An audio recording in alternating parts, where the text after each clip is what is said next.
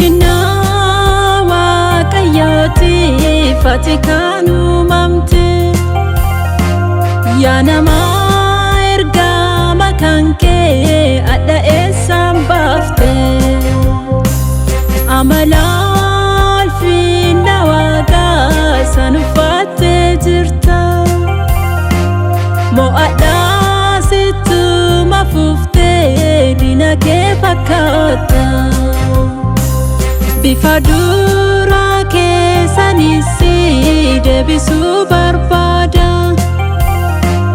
cinca taa'ee si fayyisuuf siif galeera waadaa iddoo duraa keessanis si deebisuu barbaada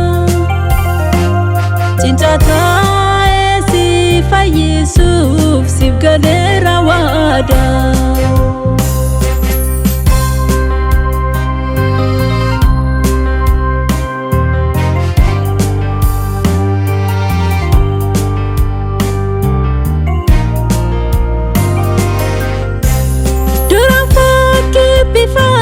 Wakatino mamte nura fulfinna saa ofirratti baatte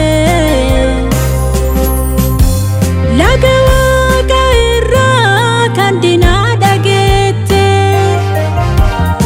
uffata ulfinna ofirraa mulqatte salphinaan dhaabatte qullaa kan kee bala wali sufte ufachuuf dirqamte beekumsa argachuuf dukkanaatti hafte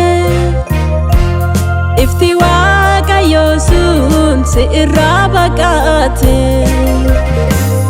ulfinna waaqayyootiif ati kan uumamte yaa nama kan kee adda eessaan baafte amala ulfinna waaqaa san uffattee jirta mo'adhaa sittuma fuuftee diina kee fakkaata bifa duraa keessanis si deebisuu barbaada cinca si fayyisuuf siif galeera waadaa iddoo duraa keessanis si deebisuu barbaada cinca taa'ee si fayyisuuf siif galeera waadaa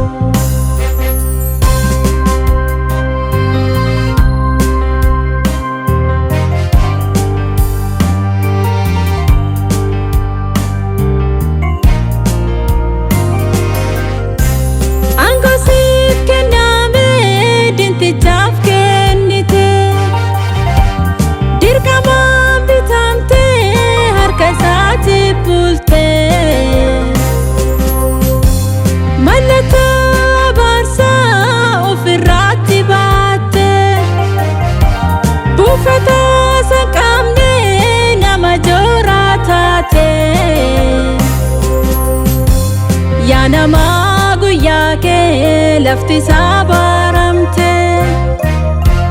qoraatiif qomudduu rakkoo biqilchite bu'aa baadii keetii guutummaa daawwatte maaliif deebuu diddee hojjaa kee gaabbite ulfinna waaqayyootiif ati kan uumamte yaa nama ergama kan kee adda eessaan baafte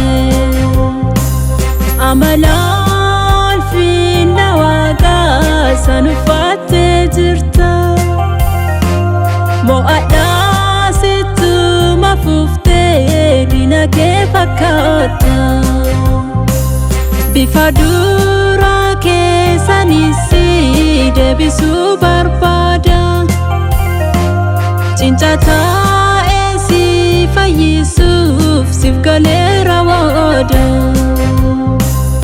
Iddoo duraa keessanis si deebisuu barbaada.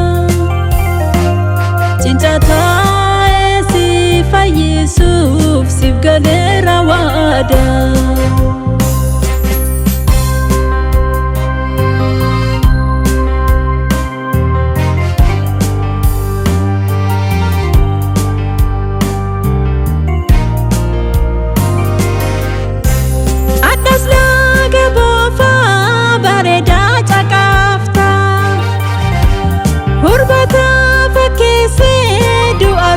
Tilata ittisi summeessa ofindaagatini waca garagaraaf gurra keenkennini sagalee Waaqayyoo dhugasaa sooradhu waraanaaf ibsoo kee gatteenas godhadhu. Yeroo kana gootee ifaduu argita laga diina keetii daftee addaan baafatta. Ulfina Waaqayyootiif ati kan uumamte yaa namaa ergama kan kee adda eessaan baafte.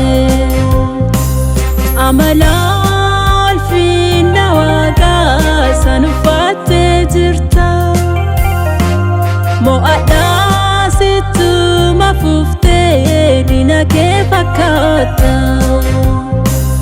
Bifa duraa keessanis si deebisuu barbaada. Cinca taa'ee si fayyisuuf siif galeera waada.